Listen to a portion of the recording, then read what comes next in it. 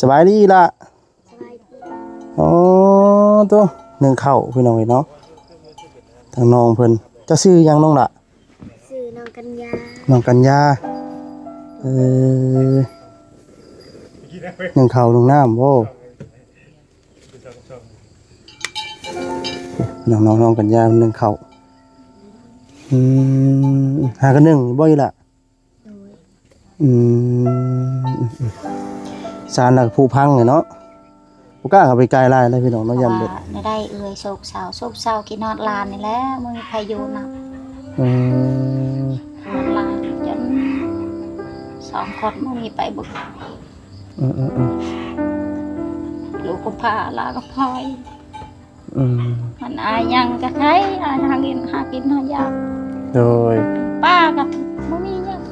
โดยเลี้ยงลูกน้อยปะอยู่นะโดยนี่แหละเนาะโอเปิงเองเอาเลยเนาะพี่ได้ซะมาเนาะเพิ่นก็คือจะเบิดสู่ไปแล้วเนาะเฮือนจะอยู่ก็บ่มีเดี๋ยวเนาะอันนี้ก็โอ้อกความเป็นป้าเนาะที่ว่าฮักทางหลานเนาะไปอยู่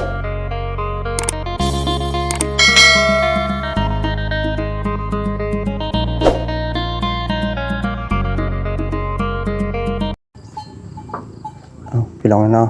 กับทักทายสบายดีเด้อสบายดีและสวัสดีพ่อแม่พี่น้อง FC กันเบิดสู่คู่สู่คนพี่น้องเนาะหรือว่าอยู่ในและก็ต่างประเทศพี่น้องเนาะก็ยินดีต้อนรับท่านเข้าสู่ช่องบ่าวซาดีซาแนลอีกแล้วพี่น้องเนาะพอๆกันคือเก่าพี่น้องเนาะเจ้าอันนี้บ่พี่น้องเนาะเป็นสารนั้นเป็นของทางน้องดินดาบ่พี่น้องเนาะน้องกัญญาขออนุญาตขึ้นเรือนหน่อยเด้อเห็นเนาะโอ้ยมันสิบ่ฮักบ่ดิเนาะเงี้ยป้อพี่น้องเอ้ยเสกก่อนป้ออยู่แบบนี้บ่มีไผบ่เอ่ยเดี๋ยวเปิดก่อนเด้อโอ้ยยันฮักได้พี่น้องเนาะฮักนี่คักรถนี่เนาะสบายดีล่ะอ๋อตัวหนึ่งเข้าพี่น้องเนาะทางน้องเพิ่นจะซื้อยังน้องล่ะชื่อน้องกัญญาหนึ่งเข้าหนึ่งน้ำโว้น้องกัญญาหนึ่งเข้าหากันหนึ่งบ่อยล่ะสารหลักผู้พังเนาะบ่กล้าเข้าไปไกลหลายเลยพี่น้องเนาะยันเบิดหึ่มลงบ่แห้งแน่นี่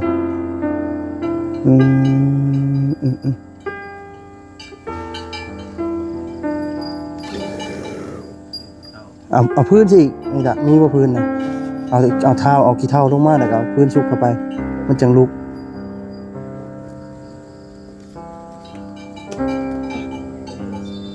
ทางน้องเพิ่นนั่นจูบให้นึงเข้าน้องเนาะเจ้าจักปีก็อีล่ะน้องกัญญาจักปีเจ้า7 ปี 7 ปี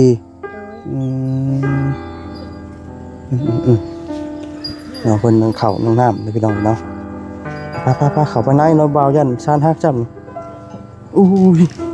โอ้ยเนาะสบายดีเด้อเนาะสบายดีป้า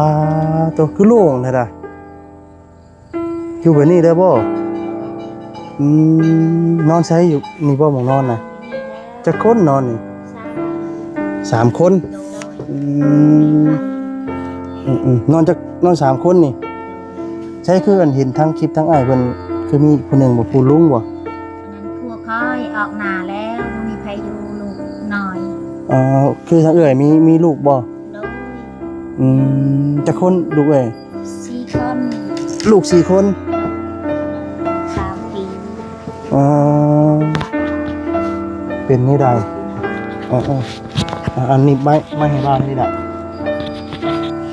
นี่เจ้าก็ได้ดีตัวนั้นนี่เสียเด้อโดยเป็นนี่ได้ก็เรื่องราวต้นปลายชีวิตต้นปลายสาเหตุน้องเราสู่ฟังรู้เนาะเป็นไดทางน้องเพิ่น ก็จะได้มาอาจจะไปเพิ่งทั้งเป็นหยังก็เป็นป้าบ่ โดย อ๋อเราลองเล่าสุภาพมึงดูเนาะ พ่อแม่ก็ตายแล้ว พ่อแม่ตาย โดยกับยาอะไรนี่ก็มาอยู่ป่าไปหับอยู่ป่า อืม เขาไรนี่ก็มาอยู่น้ำป่า เพื่อนใดนี่ โดยมาอยู่น้ำป่า2 อาทิตย์แล้ว เออเป็นได้เพื่อนคือว่าได้นี่ล่ะ พ่อตายผิดกับอันนั้นผิดกับลานลาว พี่กับลาน โดย อืมพี่น้องเนาะว่าพ่อตายป้าจังปีก็ พ่อ ชอมเดือน 2 เดือน โดย ยังใหม่ๆเลย โดย ตอนแรกน่ะแม่ก็ยังบ่แม่ แม่ตายแต่หึงแล้ว2 ปีแล้วแม่ตายก่อน แม่ตายก่อนได้2 ปีแล้วมานี่หากะ เวียดแม่กับลูก อืม อายนี่ ก็อาย อืม เป็นอายกับ อา พ่อย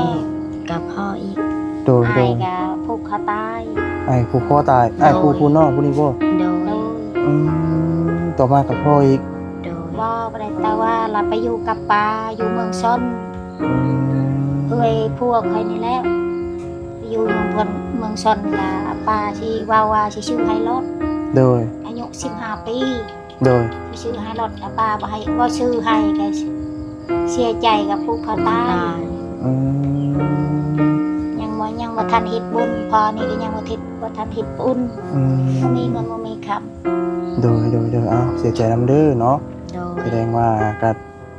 หมายใหม่ๆนี่จ้ะเนาะเสียใหม่ๆพี่น้อง โด เอ้ ย ยตัวพี่น้องเอ้ยเนาะถืออันตะกี้อันทั้งน้องนี่อาศัยไปเพิ่งอยู่ทำนำแม่ย่าบ่ โดย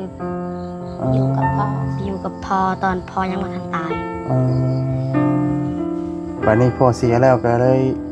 เพิ่นได้หนี้ โดย วันนี้ก็ได้นี่นะป้าไปเอาอยู่ในป่า โดยไปเอากับคนอยู่บ้านนี่แหล้วโทรบอกว่า อืม อันนั้นไปทำเอาเด้อลานเจ้าไปหาปลาเด้ออันนั้นหญ้าไรนี้ให้เจ้าไปหับเด้ออยู่ดงอยู่ป่าเด้อ อืม กับอันนั้นช่องคนลานเจ้าคอยกับไปหับ โดย เขาโทร5 โมง โด ทอย ดหนาคอย6 โมงหนา18 ลักไกล อืมโดยนี่กระเป๋าเขา กระเป๋าที่อันนอกเพิ่นมาก็ เขาขาย อืม ว่ามีหยังมีแต่ชงคคิงเชื่อคคิง โดย ทุกป้าก็ทุกคือกันป้ามีก็แค่แน่เฮือนชิอยูก็บ่มีอยู่นากะมุงพี่บัตรคือกันแคบบ่มีบ้านนอนกะส่วนไหนล้านไปอยู่นี่ อืมอันนี้อันเฮือนซ่านอันเป็นนี่เป็นของไผจ้ะเอ้ย อันนี้ก็เฮือนป้านี่แล้วเราบ่มีหยังบ่มีทุกคือกันป้าก็ อันนี้เฮือนทางป้าเองเอ้ยเอง โดย ขออนุญาตถามชื่อเสียงแนะนำอันเอ้ยชื่อหยังก่อน ซื้อข้าว ชื่อข่าว โดย น้อง อันนี้น้องกัญญา โดย อันน้องลินดาบ่ โดย อ๋อ น้องลินดา อันนี้น้องผู้นี้7 ปี โดย น้องลินดาได้จักปีเนาะจ้ะ 12 12 ปี โดย เป็นน้องเนาะปัดผู้ลุงไปอยู่นาเนาะ โดยคุมลูกให้เกี่ยวข้าวให้มันแล้วไปสิเมื่อบ้านนี่แหล้ว เห็นหน้าบ่ โดยนาก็บ่กวัก ได้จักปีแล้วจักเป๋า เช่าชอบบ่ได้ลาย อ๋อ ปลาก็อึดข้าว อืม อันนี้ก็ไปขอกินข้าวอยู่บ้านนี่ให้หลานกิน พี่น้องเนาะ ยังบ่ทันเกี่ยวนี่ยังบ่ทัน ข้าวน้ำซ้ำปลาพี่น้องเนาะคือว่าแหละเนาะปลาตุ๊พี่น้องเนาะทั้งนอกเพิ่นก็ทุก ไผพาก็บ่มี อันนี้ไฟโซลาร์เซลล์นี่ทั้งอ้ายเพิ่นซอยบ่ โดย ตะกี้นี่บ่ได้มี โดย ตะกี้บ่มี อ๋อแต่ตะเกียงบ่น น อ อน นแล้วนอน นอนแบบมืดเลย โดย มุ่งมิ่งนี่ก็ทั้งอ้ายเพิ่นซอยบ่นั่น โด น่ะ ย อ๋อ ให้ซอย ทางนั้นบ่าวพรเนาะ โดย พรบ่าวลาบ่าวน้อยเชียงรายเนาะ โดย ผู้เห็นเจ้าทำอิฐเนาะน้องเนาะ โดย คือว่าทั้งน้องเพิ่นก็ตัวเนาะชีวิต เป็นได้ยังยาเพิ่นก็คือหายคือหยังเจ้าบ่ลองเล่าสิฟังเด้อเจ้าบ่ได้เห็นให้เพิ่นเฮ็ดหยังก็ให้เพิ่นผิดบ่ ผิดทางกินทาง ผิดกิน ฮะ กำลังกินข้าวกับผิดกัน อ้าวคือว่าผิดกันอีกแหละ ผิดกันกับข้าวก็บ่ได้หลายอยู่ในติด กับผิดกันเรื่องนั้นแหละ ยากระทุก เนี่ยก็บ่มี โดย นา บัดนี้ เห็ด บัด เห็ดก็บ่มีเห็ดนาเข้า บัดนี้ร้านที่เข้าแล้วเข้าเบิดบ่ โดย เข้าเบิดแต่เพิ่นก็ได้ให้ โดย บัดนี้เพิ่นก็เลยไล่หนี้สิบ่ โด อีกล่ะ ย อ๋อ ตอนพอป่วยนั่นนี่แล้วไปรับยามรับบายสิบัวพอ แต่ว่า พอไปโรงหมอก็รับเงินคนอยู่บ้าน อืม เขาอยากได้ดอกเบี้ยรับก็ล้านหนึงล้านห้าเขาอยากได้2 ล้าน ดอกเบี้ย เป็นหนี้ ไป บ่ เอาไปพอนี่ไปโรงหมอจุดชุมนี่ แต่ว่ายอมเอาเงิน ยอมเอาเงิน กู้เนาะไปรักษาพ่อแต่ว่าผู้เป็นพ่อน่ะบ่เซา บ่เช้า บ่เศร้า บ่ได้ทั้ง เรา เจ้า ว่าได้ยินเขาอยู่บ้านว่ายานี่ดีเด้อยาปองอันนี้ลานหาในดีโลดคันกินไปซื้อก็บ่ได้กินบ่ได้ดีคือกัน อ่า เลยเชี่ย ซื้อเงินไปเงินชวนที่ว่ายืมเพิ่น2ล้านนี้ คนอยู่บ้าน 2ล้านนี้ไปซื้อยาล้านหาไม่ให้พอกินบ่ ว่ายืมล้านหาเขาอยากได้ดอกเบี้ย มัน อ๋อ 2 ล้าน ดอกเบี้ย2ล้าน โดย มันก็ขึ้น500,000 ขึ้น500,000 ได้ดำนา อืม เขาไล่ดอกเบี้ย เป็นเดือนบ่ ได้ดำา เป็นเดือน เดือน เป็นเดือน เอ่อวันนี้นี่แล้วใช้เบิดได้บ่ โดย โดย อ๋อดีใจ บ่ นำ น้อย บ่น้อยเพิ่นปลดหนี้ให้แล้วเนาะ โดยพอได้ ใส่หนี้ ดีใจนำเนาะที่ว่าปลดหนี้แล้วพี่น้องเนาะ เอื้อยก็ได้กีน้ำได้ ดีใจ ดีใจน้ อืม ำเพราะว่าไม่ได้เอื้อยโศกเศร้ากินนอดลานนี่แหล้วมึงใครอยู่นะ อืม หอดลานจน2 คนมึงมีไปบุก อืม ลูกก็พาหลานก็คอย อืม มันอายยังก็ใช้อายหากินหายาก โดย ป้าก็ไม่มียัง โดย เลี้ยงลูกน้อยปะอยู่นะ โดยเอานี่แหละเนาะโอเปิงเฮงเอาเลยเนาะ โดย เฮ็ดได้ซะมาเนาะเพิ่นก็คือสิเบิด ขัน สู่ ป้า ไป มี แล้ว ก็ เนาะ ใช่เพื่อนจะอยู่ก็บ่มี อืม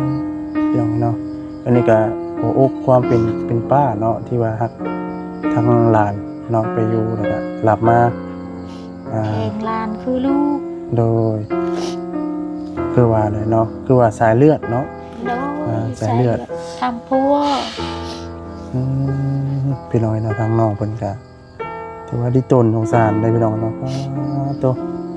เห็นแล้วก็ถือว่าเล็กเพิ่นเนื้อหน่วยก็กับผ้ากับพ้อยเนาะ โดย บ่มีพ่อมีแม่เด้พี่น้อยเนาะโตเสียใจนำเวลาเนาะคือว่าอะไรบ่มีภัยใหญ่มันเกิดขึ้นเนาะ โดยป้าไปหาเกณฑ์หายากกับปะบ่ได้มีที่อยู่เบิ่งลานนี่แล้ว โดย ไผผ้าก็บ่มี โซลาเซลล์ มานี่แต่ก่อนตะกี้ทั้งเอื้อยเฮ็ดหยังเกาะตะกี้น่ะ รับยางรับบายนี่แล้วมีชักกะซีเนี่ยไปขุดหลักหัวเขา อ๋อ ลาหมู่อยู่บ้านนั้นให้ชักกะซีเก่านี่ โดย เบิ่งอันนั้นแตกหมด สังกะสีนี่บ่ หัวหมด ฝนตกก็ แมลง เปียก เมื่อวานนี่ก็เบานี่มาอยู่นี่คอยไปเจอเบาลา เบาพรวะ เบา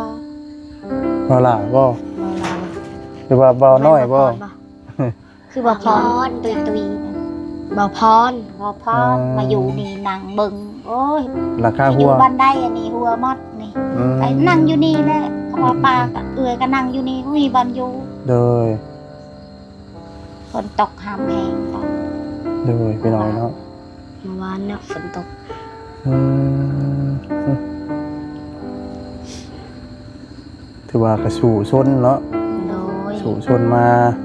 แล้วก็โดยที่ว่าเฮาก็มีภาระ นักอยู่แล้วเนาะแต่ว่า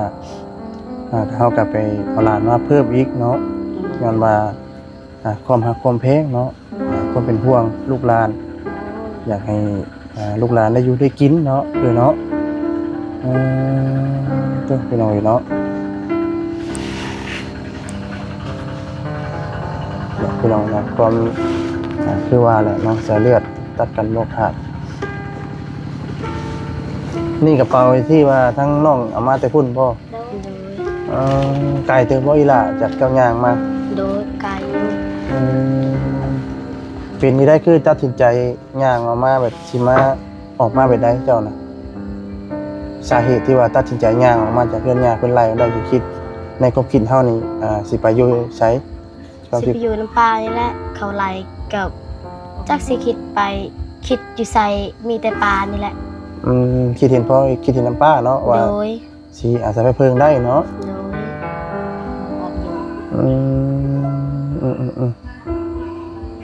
พี่น้องเนาะ เละละหมด คือว่าอะไรพี่น้องเนาะ เห็นบ่ ไพ่นี่เปิดได้บ่คือมือแต่เนาะมีหมุดบ่ บ่แม่นบัดนี้หมดอันนี้ ไพ่ เห็นบ่ โซล่าอะไรพี่น้องเนาะทางอ้ายเพิ่นซอยหรือทางผู้รักผู้ใหญ่เพิ่นซอยเนาะแล้วมีข่าว บ่เห็น ดาวลอยอย่างเดียวเลยตะโบนดอก บ่เห็นนั่นบ่เห็นวิกไพ่บ่เป็นได้ซะมีข่าวดีมาแล้วบ่เนาะมีข่าวดีเข้ามาแจ้งแล้วบ่ โดย เป็นได้คือว่ามีข่าวดีเรื่องหยัง เรื่องสิซื้อทีและ สิซื้อที่ โดย เพลงหลายเพลงบ่ได้ราคาดินเพลงบ่ แพง จากล้านเนาะ 15 บาท 15ล้านจักเม็ดบัดนี้ โอ้โห ทางเอ้ยฮู้บ่เอ้ย บ่โหเจ้าของดินอยู่นะ แต่ว่าดินตัวนี้ พ บ่ วกใครทำว่าเขาว่าชิง5 ล้าน อันดินนี่เป็นดินเอ้ยเองบ่ ดินเอื้อยก็ยังบ่จุก ยังบ่จุบ โดยยังเป็นหนี้เขา บัดนี้คือดินนี่15ล้านนี่สิซื้อให้ทางน้องเพิ่นบ่ โดย อ๋อไกลเติบบ่จังนี่ ก็ชื่อดินเขายังบ่จุก ยังบ่จุบ โดย เพื่อชื่อเท่าไหร่ตะกี้เท่าไหร่ราคา จักเขาโทรเขาว่ายังเขาเป็นหนี้ยังไปเป็นหนี้เพราะว่าเคยได้ยินพวกเขาว่ายัง4 ล้าน ยัง4ล้าน โดย ยัง4ล้านได้พี่น้องเนาะถือว่าหลายเติบได้พี่น้องเนาะ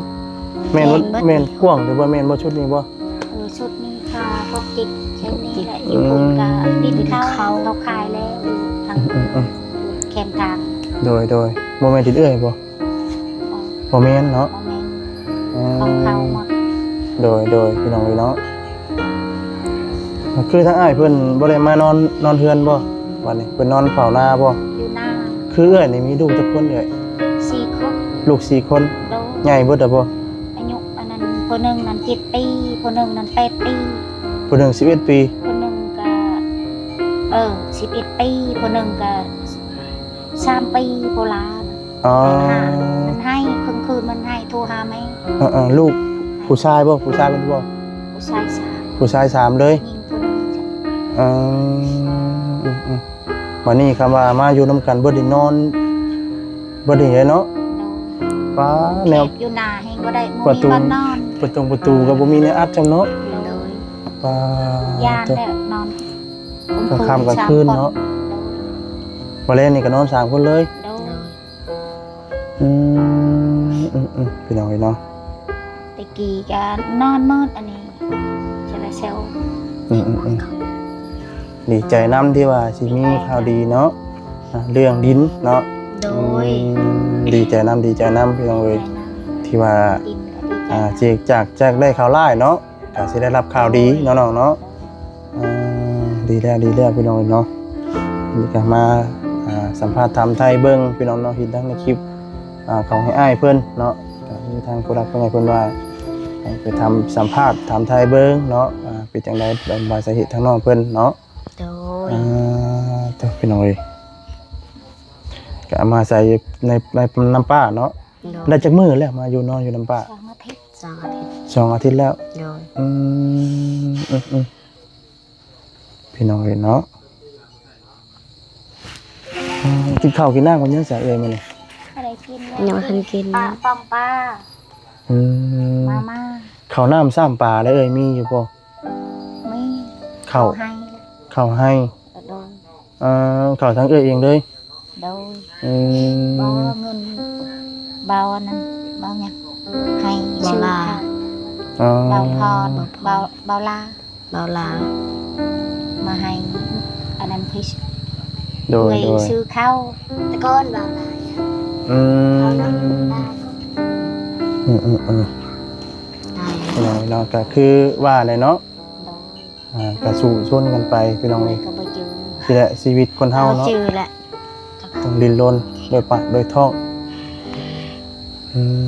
ม ซื้อเอาบ้านเจอกันเซล เพิ่นขายชูแล้วเพิ่นขายอยู่ในบ้านในโลช็อปหนึงนี่แพงบ่เอ้ย แพ้นี่ จักแสน พวกเขาไปซื้อให้เขาให้เงินกันเมื่อวานนี้พวกเขาไปซื้อให้ตอนนี้พวกไปออกแล้ว อืม เมื่อวานนี่ใครออกก็กลับเองปะลานบ่ได้พวกใครมาส่ง โดย รถเขา ยืมรถเขาอยากได้รถ อืม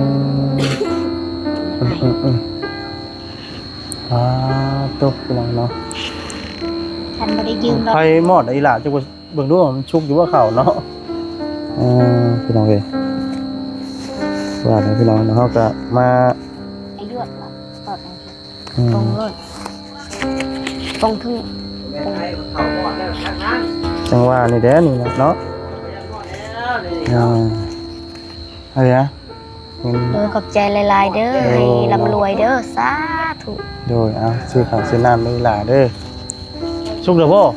สุกยุกโว้ย เบิ่งดูหา ใส่มานี่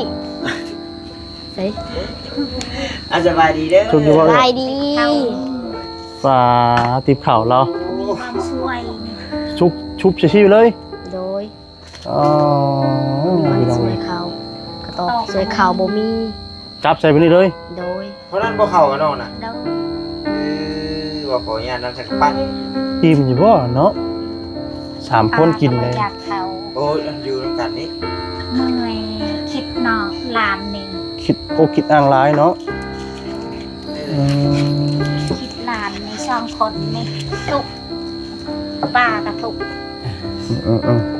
ทุกลานกระทุกเนาะโอ้ยเนาะเดี๋ยวมื้อหน้ามื้อไหนก็อย่าทุกข์ละ แม่ ก็ ทุกข์ สิแหล้ว ทุกข์ง่ายหรือทุกข์ยากเอ้ยทุกข์ง่ายหรือทุกข์ยากบ่เข้าใจเนาะ ผู้ใดซื้อลินดาผู้ใดได้ซื้อน้องหยังเอารายงานเบิ่งดู คอย ฮะ คอยและซื้อลินดา เขาจังซื้อลินดาคนนี้เด้ กันยา กัญญา โดย น้องลินดาน้องกัญญาแต่ละคนจักปีแหละ น้อง7 ปี 7 ปี โดย12 12 โดย พระเจ้าได้ซื้อหยังก็ ชื่อข้าว ซื้อเท้า ชื่อข้าว ขาว เอื้อยขาว เอื้อยขาว เนอะ สีขาวว่าตะ แต่ว่าบ่แม่นแม่ของน้องเพิ่น เป็นป้า เป็นป้า ป้า แล้วเป็นจังได๋จะคือ ได้มาอยู่น้ำลูกน้ำหลานที่มาเบิ่งเขาเจ้าสิบ่ได้ว่าเป็นได้ใจ มาหาป้านี่แล้ว อันนั้นยาไรนี่บ่มีพ่อบ่มีแม่ แล้วเจ้าเนี่ยมาเบิ่งร้านบัดนี้ มาเมืองลานบ่มีบันอยู่ บัดเฮือนหลังนี่เฮือนไผ เพื่อนป้านี่แล้ว โอ้เฮือนของเจ้านี่ โดย โอ้หลานมาอยู่กับเจ้า โด โอ้ ย กี่ว่าเจ้านั่นพอตกค่ำยามแรงมาแหละมาอยู่น้ำลูกน้ำหลานบ่แม่นแท้จริงแล้วเขาน้องเพิ่นมาอยู่กับเรา อืมหนีมาคือแม่ย่าได้หนี้เนาะ อะไรนี่ ก็เลยตัดสินใจมาอาศัยเพิ่งน้ำป้า มาได้โดนแล้วบ่ 2 อาทิตย์ 2 อาทิตย์แล้ว โดย แต่เพิ่นไล่หนีได้บิดกับมาหนีเด้อบ่เดือนน้องเป็นบ่ดื้อมันบ่ มานี่เลย เรื่องเขาเรื่องงานคือเหตุนั่นแหละพี่น้องเนาะหนึ่งทางกระปั้นเนาะหน่อยเดียว แต่ละมื้อน่ะมาจักถ้วย สองถ้วยถ้วยเดียว มื้อละ ถ้วย ถ้ เดียว ถ้วยเดียว ไม่อยากเขาคิดลาน คิดหลาย คิดละ เว้าขออนุญาตนำแต่เก่าไปหาขอบ่ฮะ ว่าตะกี้แตะก่อนก็ไปอยู่กับพ่อแม่ เออ เขาว่าเขาหนาไปหาขอบ่ ไปขออยู่บ้านนี่แหละ ว่า มาอ เห็น ยู่ว่าช่องอาทิตย์นี่ไปขออยู่บ้านนี่ อืม ด้วยน้องอยู่บ้านนี่เขาให้ เจ้าบ่มีให้บ่มีนะเนาะ มีกระบอลาย มีอยู่แต่บ่หลาย โดย อันนี้ถามโดยเฉพาะป้าเพิ่นได้พี่น้องเพราะว่าน้องลินดานี่มาอยู่กับเราอยู่แล้วสิ แม่นแม่น บ่มีหยังอยู่แล้วเนาะเป็นจังได๋ล่ะน้องเพิ่นคือไรนี่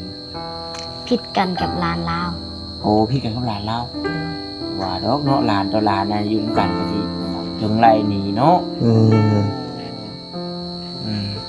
เพิ่นให้แห้งอีหลี โดย มาอยู่นำ โดย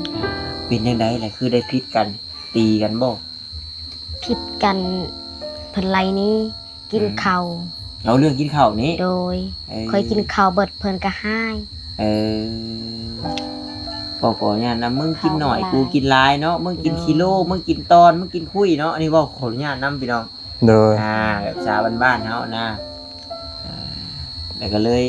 มาเนาะ โดย แม่เจ้าก็เสียแล้ว โดย พ่อก็เสียแล้ว โดย เสียจักปีแล้ว ฮะ แม่ เสียจากปีแล้วอะ แม่ เด้อแม่ 2 ปี เอา แม่ พ่อได้จ้ะ